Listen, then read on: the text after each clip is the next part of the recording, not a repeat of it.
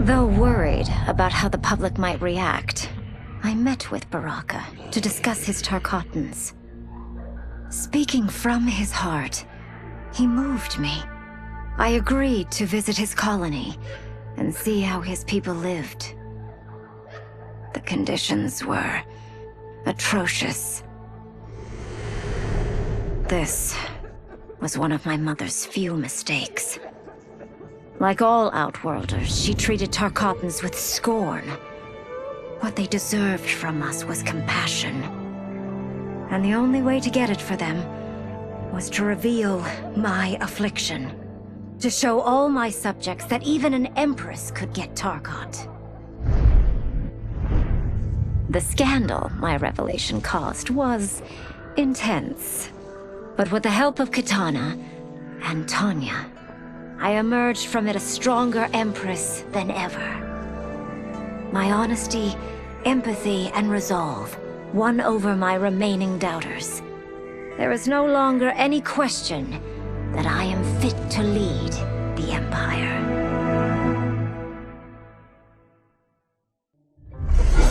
As her reign began, Empress Mileena faced many challenges. To meet them, she turned to the people she trusted. Her sister to lead her army, and me to lead her Imperial police. Though I missed Empress Sindel dearly, I was glad my ties with her family had been mended. But while it was an honor to be made responsible for Outworld's internal security, I soon realized accepting the appointment was a mistake. I'm not cut out to be a bureaucrat, nor am I patient enough to navigate the Imperial Court's politics. I was at my best patrolling Sundo's streets, when I could feel the city's pulse and serve and protect its citizens directly. That's why I resigned my post and resumed my role as Sundo's first constable. I end each day knowing I've made a difference.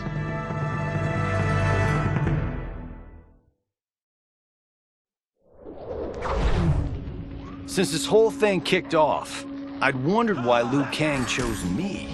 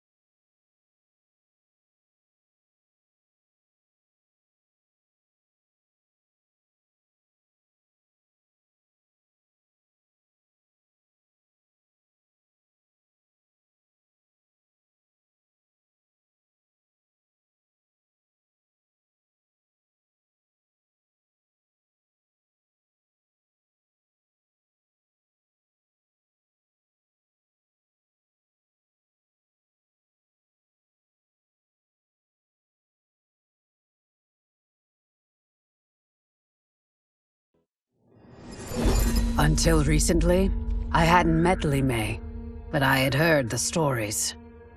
How the Umgadi's matron superior blamed her for not preventing Emperor Jared's murder. How she quit in disgrace rather than accept punishment. But those stories didn't fit the woman I now knew. Li Mei would never have been so negligent. Eventually, I uncovered the truth. The failures and mistakes which led to the Emperor's murder, they resulted from poor decisions made by the matron superior themselves. They made Li Mei their scapegoat. When the Empress found out, she wanted the Umgadi disbanded. But I convinced her that it could be reformed. To make sure it did, she put me in charge. I am humbled by this sacred responsibility. The Umgadi, my sisters, they are my life. I will not let them be brought down by the acts of a selfish few.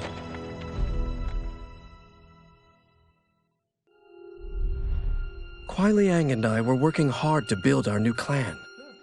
But even with the help of his close friend Harumi, it was difficult. The biggest problem was finding the right initiates. Then, one night, while walking outside Harumi's compound, I was attacked. I thought at first it was a Lin Kuei assassin, but his strikes were too uncertain, too angry. My attacker, it turns out, was a boy. Homeless and hungry, his assault was born of desperation. He needed money so that he could eat. It was like looking at myself 15 years ago. I would have ended up just like him if the Lin Kuei hadn't taken me in. So I took the boy to Kuai Liang, who also appreciated his fire. We made him our first initiate. The boy's name? Hanzo Hasashi.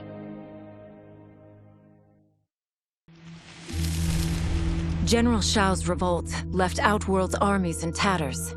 We were vulnerable to enemies both foreign and domestic. That's why my sister asked me to take command, to stitch her military back together and purge Shao's loyalists within it. She trusted only me with the task. The soldiers, however, had little faith. They thought me a spoiled dilettante, unprepared and unfit to serve. That I could fight mattered little. All that mattered was that I wasn't one of them. I finally earned their loyalty by orchestrating an epic victory over Shao and his rebels. Though the general himself escaped, his forces were smashed. For as long as I am able, I will lead the Empress's armies in defense of Outworld. Through strength, we will achieve peace.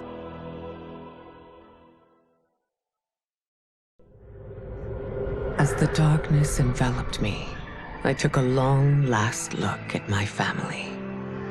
I did not expect to see them again until their souls joined mine in the living forest. But miraculously, my beloved husband delivered me from oblivion. Though he couldn't save my body, Jared had preserved my soul. Like him and countless others, I am now a part of Ermac. Yet ours is not a peaceful repose. The collected souls within Ermac have their own needs and agendas. Before we can speak as one, we must first reach consensus. I had thought, as the former rulers of Outworld, I and Jared would hold sway. But here we are, two souls among many thousands, fighting for the right to be heard. And if there is one thing we do well together, it is fight. We will win the right to govern Ermac as we once had governed Outworld. And we will rule for the benefit of all.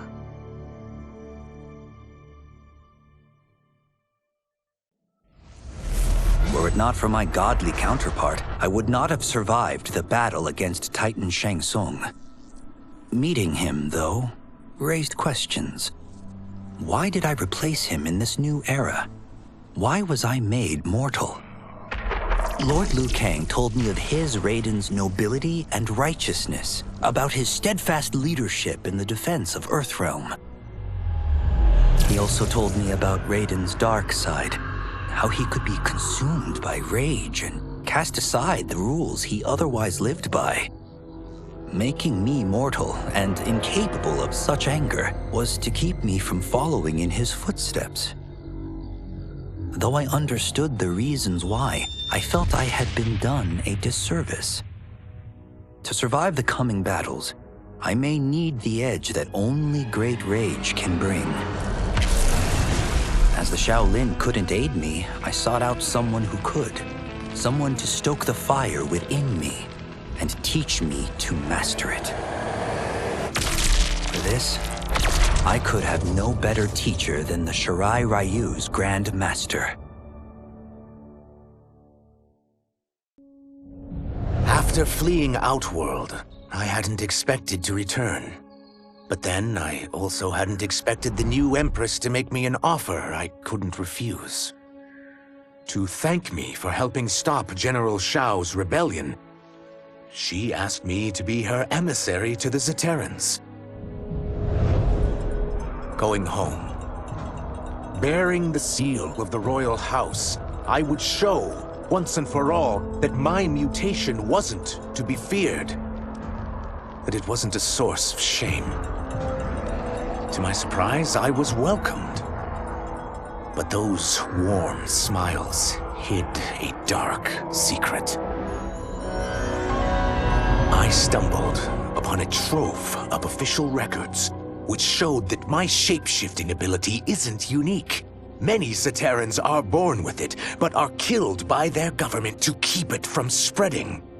Who started this barbaric policy?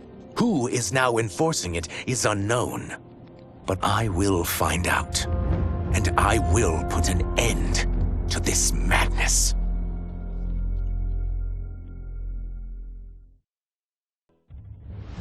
To elude capture by Empress Mileena, I joined Havik's crusade in Saido. There, I summoned more magic than I thought possible, and drowned out the old regime. Havik's longed-for anarchy had been achieved. He was more than satisfied.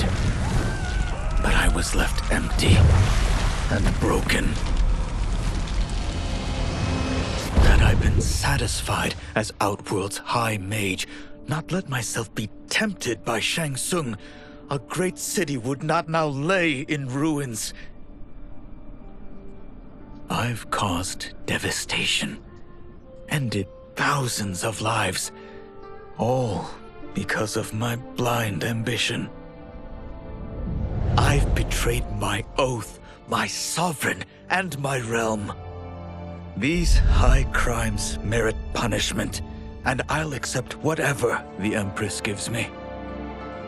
My only ambition now is to one day be forgiven.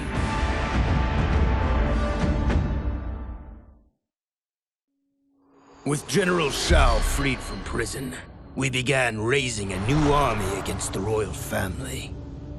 Though many were eager recruits, few were good at soldiering. It was so bad, the general was forced to change tactics.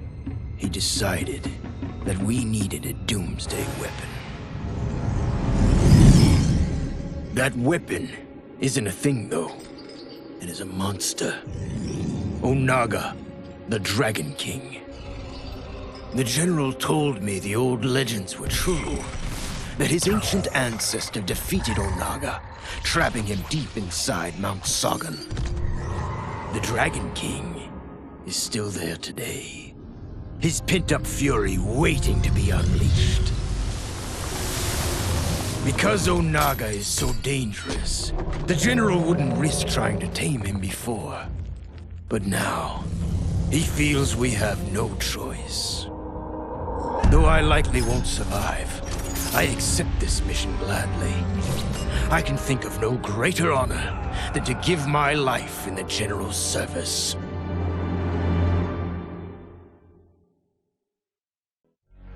I wasn't looking for allies against the Yakuza, but I found one in Special Agent Jackson Briggs. He'd heard gangsters plotting to kill me on a wiretap and came calling, hoping I'd be his informant. We planned to part ways when we got the job done, but then Shang Tsung showed up to steal Sento. Needless to say, Jackson had questions. It blew his mind to hear that the stories in Johnny's movies were real. Once the shock wore off, Jackson quickly sized up the threats Earthrealm faced. To deal with them, he got his bosses at the FBI to form the Outworld Investigation Agency. When he asked me to sign on, I hesitated. After all, me? A government agent? but it's an important job. And more importantly to me, an honest living.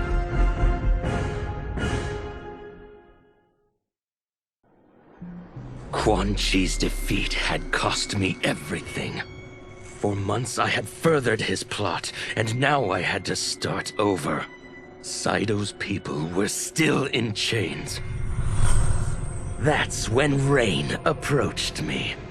On the run from Empress Mileena, he was desperate for help. And though I'd had my fill of sorcerers, this one was different. I agreed to provide him safe haven. He agreed to help topple Saido's government.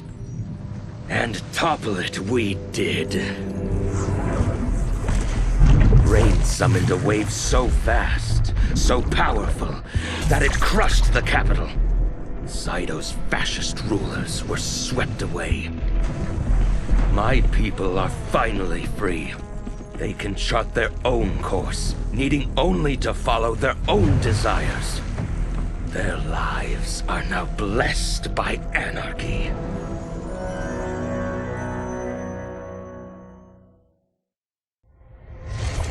Though the barriers between timelines had been rebuilt, there was no question that they could again be broken.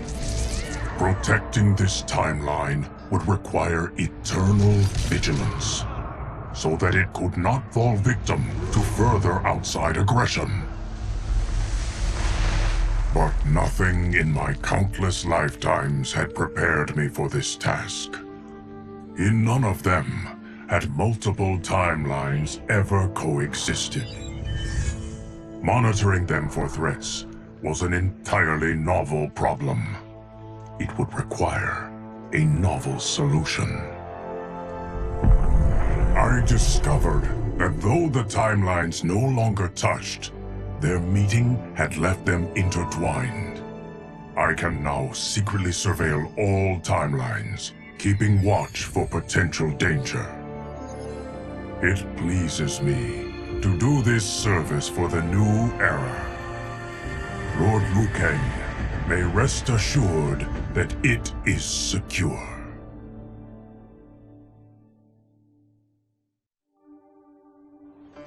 It was inevitable that the Shaolin Masters had me join them. They knew just how much future initiates could learn from me. Shujinko was one of my earliest.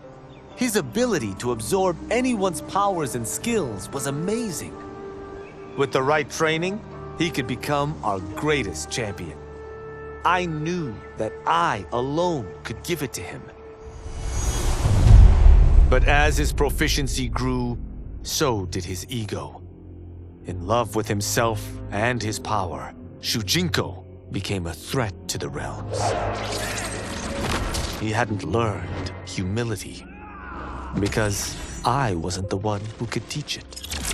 I should have listened to Raiden's warning and not tried to train Shujinko alone. After he was subdued, Shujinko's accumulated abilities and memories were taken from him. He is once again a new initiate, ready to begin his training. This time, Raiden and I train Shujinko together. He will become the champion he is destined to be. And I will fulfill my duties, humbly and cooperatively.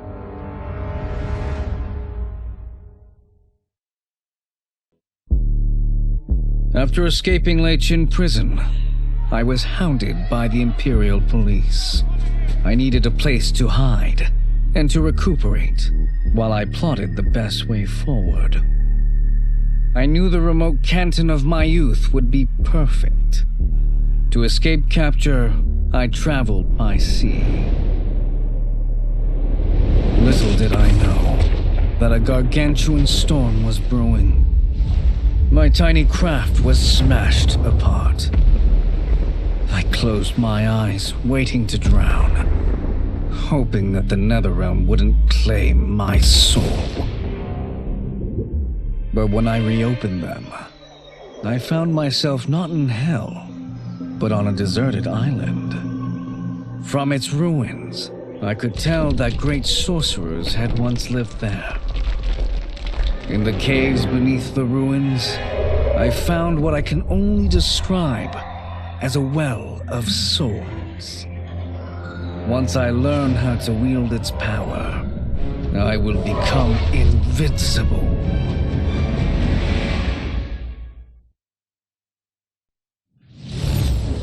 The battle had been lost, but the war isn't over. I won't stop fighting until I take Outworld's throne.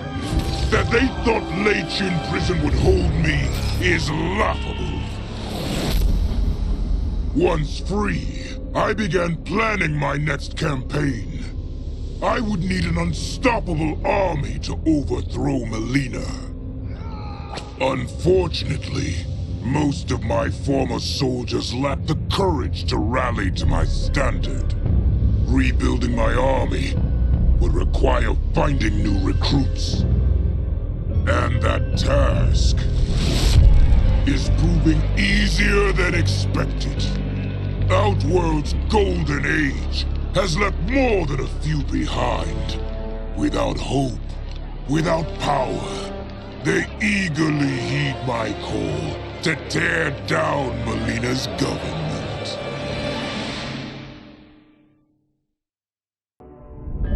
Quan Chi's plot collapsed.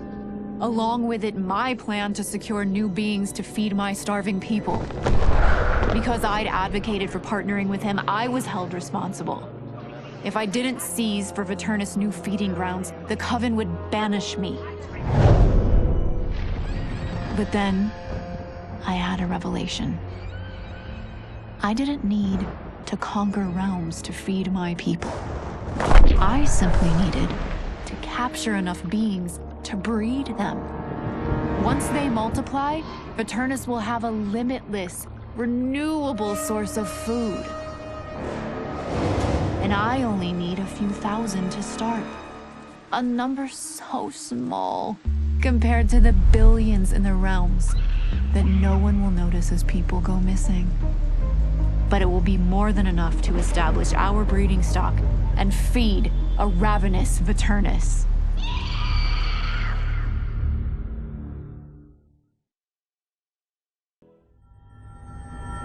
While the regime had changed, little else had. My people still suffered in silence, ignored by the rest of Outworld. Though now I knew Empress Mileena's secret, that she was also afflicted with Tarkat. If anyone would help, it would be her. But how to get an audience? Syzoth. He was the Empress's new emissary to the Zaterrans. I asked him to introduce us. At great personal risk, he agreed. And as I'd prayed, the Empress was willing to meet. Even better, she would visit the colony. She was shocked to see how we lived. She moved quickly to provide for our care and comfort. Thanks to the Empress and Syzoth, we Tarkatans are no longer pariahs. Until our disease can be cured, that will do.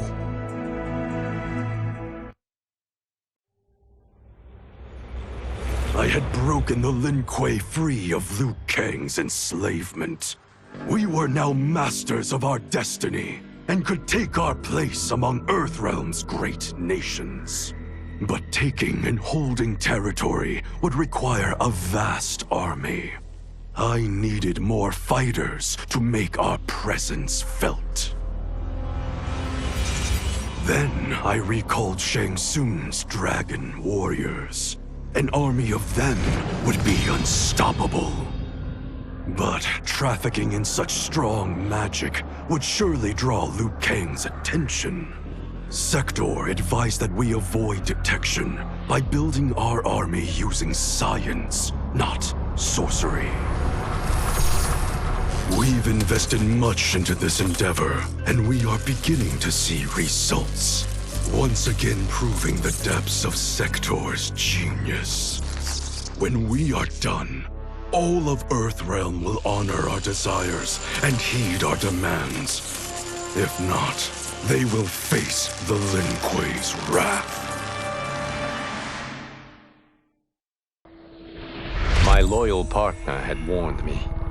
Reclaiming my power as Keeper of Time might have unforeseen consequences. In this, as in most things, he proved prescient. The process I had undergone did irreparable harm to my body. Taking back my power had cost me my immortality.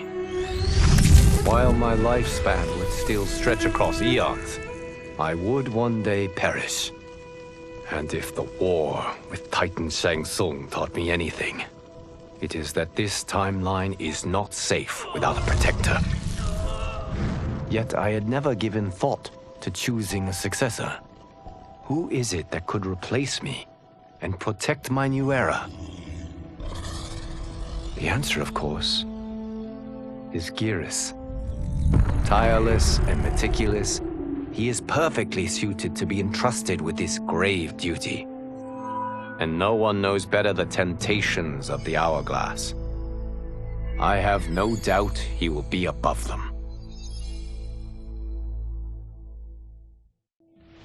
I couldn't believe that Liu Kang welcomed me in Earthrealm, or that he thought me worthy to study with his Shaolin masters. After a lifetime of wishing for one, I finally had a home. But my joy was tempered as I thought about Serena. My shadow sister was still under Quan Chi's yoke, and she deserved a life free of him as much, if not more, than I. Quan Chi and my other sisters proved tenacious, but they were no match for my blade. I snatched Serena from them. Then Liu Kang helped me break Quan Chi's spell. Her mind free of his influence for the first time in years, Serena chose to join me in Earthrealm. My sister and I once again fight side by side. Only now we do so for Earthrealm. Together, we have formed the Order of Light. No sooner had Titan Shang Tsung been defeated than Bi-Han and his loyalists hunted us down. Outnumbered, we fled to Japan. There, we sought refuge from an old family friend.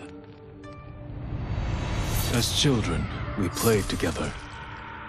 But Harumi Shirai was a woman now, the head of her clan. Her strength, beauty, and intellect awed me. Also incensed by Bi-Han's betrayal, Harumi agreed to help me forge a new clan, one that would stand against him and defend Earthrealm. Her aid proved invaluable, and as time went on, we grew closer. To honor Harumi and pay respects to my new bride, I named the clan after her, calling it the Shirai Ryu. Now the battle against my brother begins in earnest. The Shirai Ryu won't rest until Bi-Han is defeated and the Lin Kuei's honor restored.